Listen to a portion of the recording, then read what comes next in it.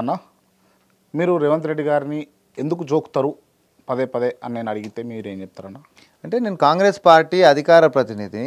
ఆయన మా పిసిసి లెక్క ఉండే ఈరోజు మా ముఖ్యమంత్రి గారు మేము తీసుకునేటటువంటి ప్రతి నిర్ణయాలు ప్రజాహితం కోసం తీసుకుంటున్నప్పుడు ప్రతిపక్షాలు దాని మీద బురద జల్లుతున్నప్పుడు దాని ఒక సైనికుడు లెక్క నేను డిఫెండ్ చేయాల్సిన బాధ్యత నా మీద ఉంది నైతికంగా.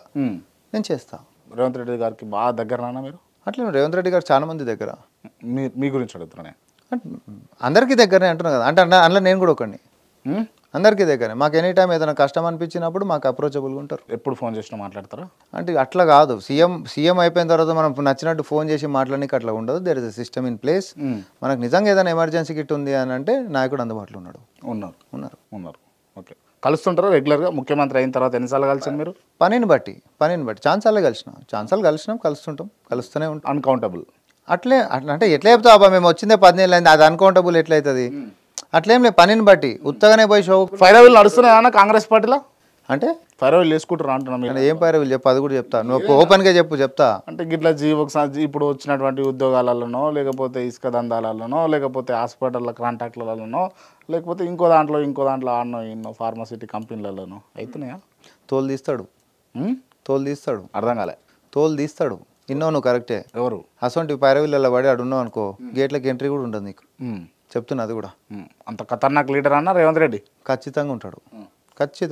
గేట్లకి ఎంట్రీ కూడా ఉండదు నీకు. నువ్వు అట్లా బాగా, ఎందుకంటే పిల్లలకు అన్యాయం చేసే పని. ఎక్కడైతే బీఆర్ఎస్ గవర్నమెంట్లో ఉన్నప్పుడు ఎమ్మెల్యేలు ఇసుక దందాలు చేస్తూ ఉన్నారు అని అన్నారో ఆడ ఇసుక అట్లనే రవాణా జరుగుతూనే ఉంది. ఎక్కడైతే ఇసుక కారీలు పోతున్నాయి అని అన్నారో ఆ ఆంచలు ఇసుక కారీలు పోతూనే ఉన్నాయి. అవును. మీ వాళ్ళు కూడా పట్టుబడ్డారు కొంతమంది కాంగ్రెస్ నాయకులు. అధికారంలోకి రాగానే సీతకు సంబంధించినటువంటి పిఏ తను ఇసుక దాంట్లో దొరికిపోయాడు. దాని మీద చాలా స్పష్టతని ఇచ్చారు. మంత్రి గారి మీద బురదలే ప్రయత్నం చాలా గట్టిగానే చేసారు. ఎందుకంటే పక్క రాష్ట్రాలకి వస్తున్నటువంటి వాళ్ళు కూడా లారీలే ఫోటోలు తీసి కూడా ఈమెకు ఆపాదించి చెప్పుడు కూడా జరిగింది. ఇదే TSMIDC Telangana state mineral development కార్పొరేషన్కి సంబంధించినటువంటి దాంట్లో గతంలో జియో ట్యాగులు ఏవి లేకుండానే అడ్డగోలుగా ఆన్లైన్ సిస్టమ్ ఏది లేకుండానే దొబ్బి తిన్నటువంటిది వాస్తవం ఉండే. రేవంత్ రెడ్డి గారు వచ్చిన తర్వాత నీకు గుర్తుందా, ఇసుక మీద ముఖ్యమంత్రి గారు చాలాసార్లు రివ్యూ చేశారు. ఎందుకంటే న్యాచురల్ రిసోర్సెస్ దేని మీద కూడా అప్పనంగా ఎవడో కొల్లగొట్టనిక లేదని చెప్పి ఫస్ట్ ఉక్కుపాదం దాని మీద పెట్టిండు.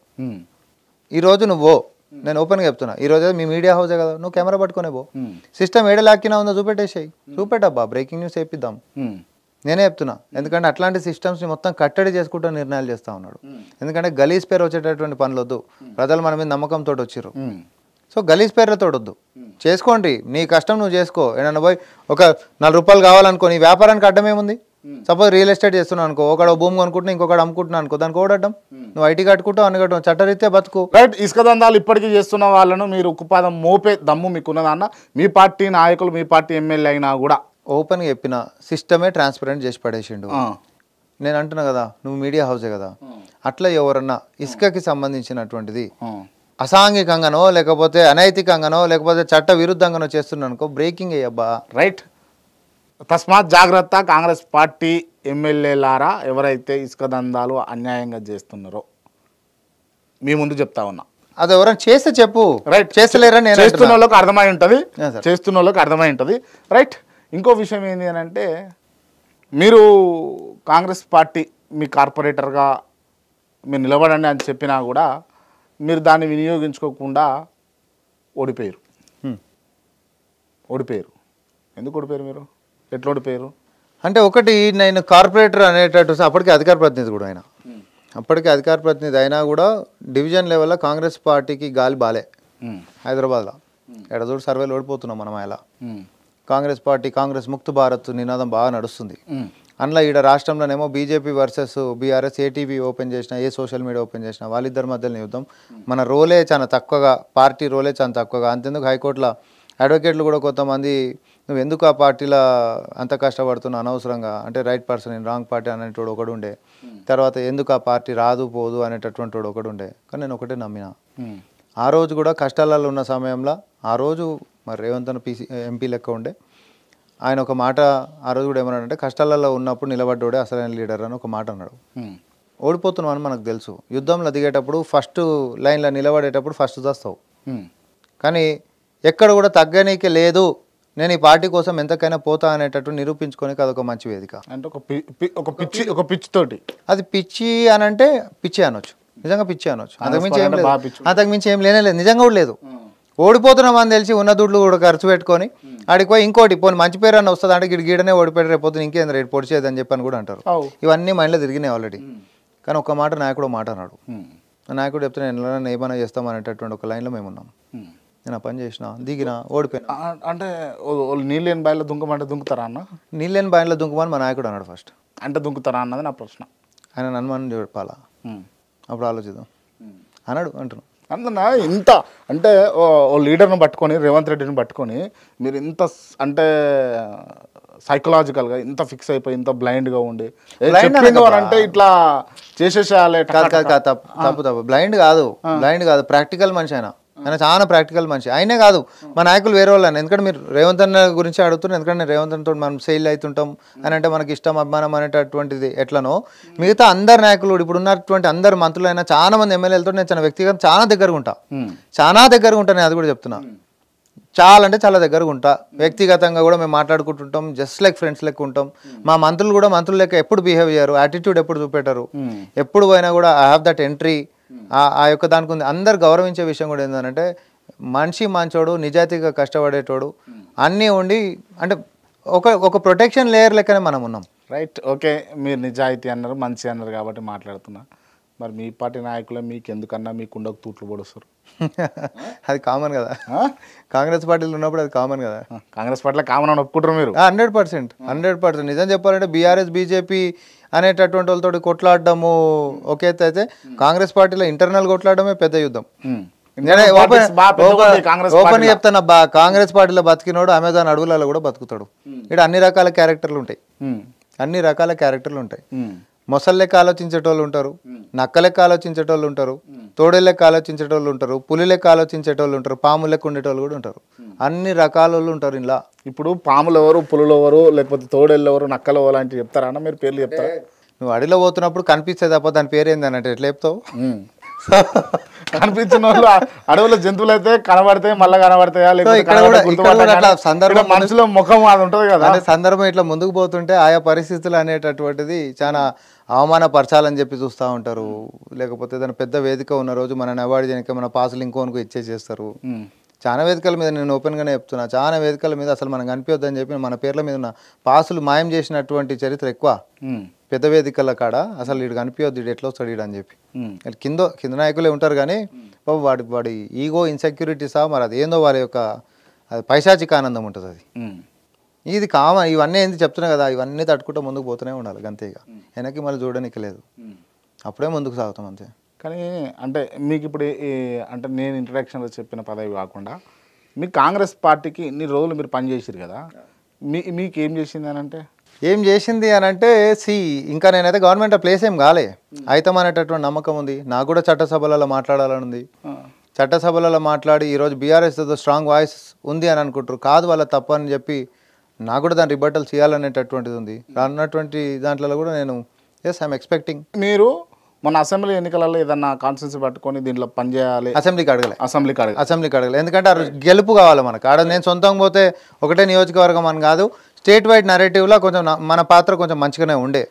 ఆ రోజు అధికార ప్రతినిధి లెక్కనే కాదు, వార్ రూమ్కి అటాచ్ అయి ఉండి నరేటివ్ బిల్డింగ్లో కానీ, లేకపోతే జనాల యొక్క పర్సెప్షన్ మార్చడానికే అటు వీడియోస్ అయినా సోషల్ మీడియా అయినా బాధ్యత కొంచెం పెద్దగానే ఉండే మనకి. కానీ నేను విన్నది ఏంటి అంటే మీరు ఎమ్మెల్యేల నామినేటెడ్ ఎమ్మెల్సీ అడుగుతా ఉన్నారు అని చెప్పేసి కాంగ్రెస్ పార్టీ ఇచ్చి మీ రుణం తీసుకుంటుందా? రేవంత్ రెడ్డి గారు కావచ్చు, కాంగ్రెస్ పార్టీ కావచ్చు. అంటే అది తెలియదు, అది అడగడం నా బాధ్యత.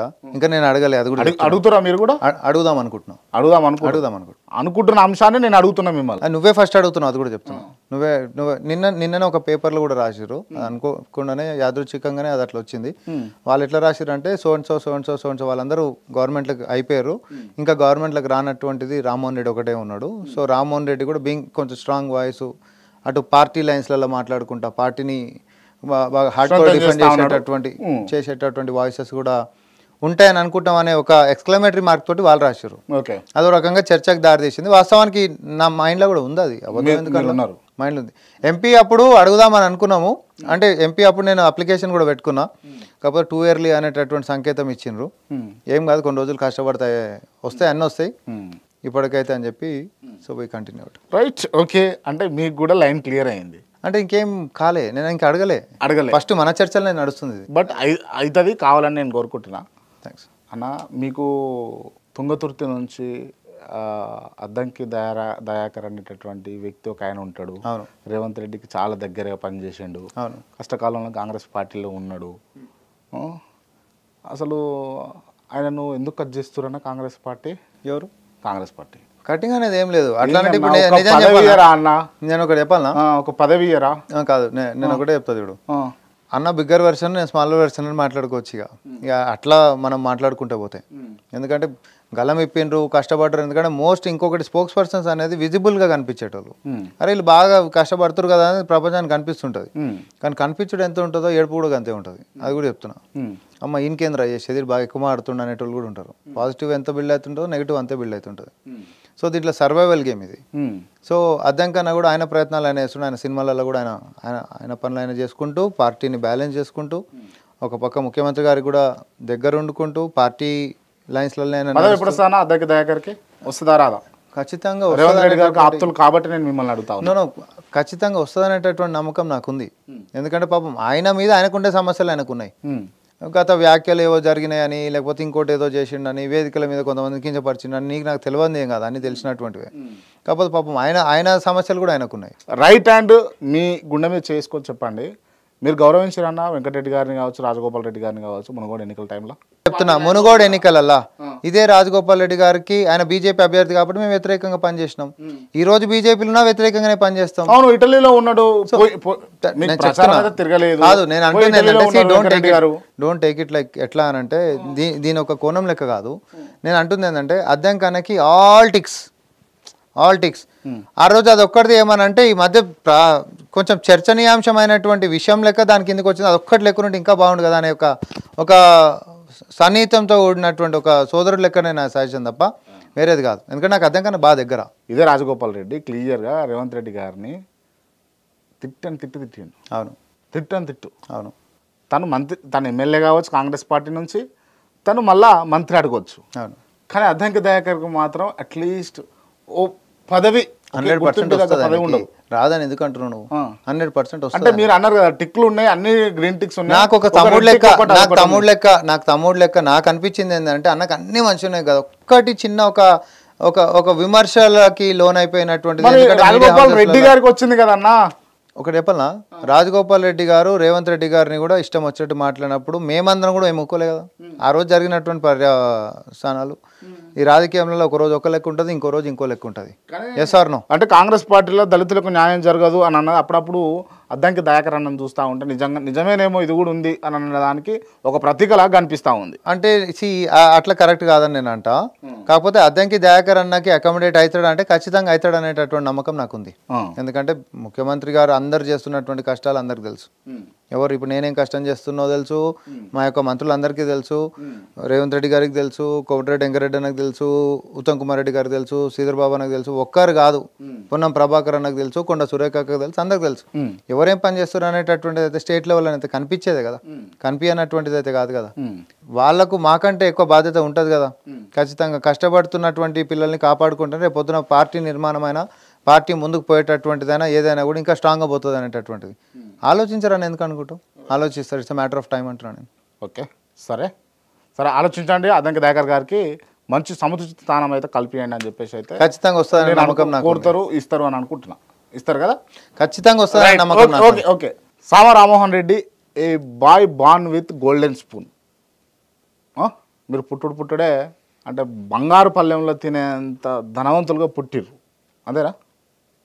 ఒప్పుకుంటారు అదని? మాకెప్పుడు కష్టాలు ఏం లేవు. కష్టాలు అయితే ఏం లేవు. మంచి ఫ్యామిలీలో పుట్టిర్రు, మంచి పనులు ఉంటారు. ఎన్ని కోట్లు ఉంటుందన్న మీ ఆస్తి? నేను కొన్ని చెప్పిన కదా అట్లా అయిపోమని. అట్లేం లేదబ్బా.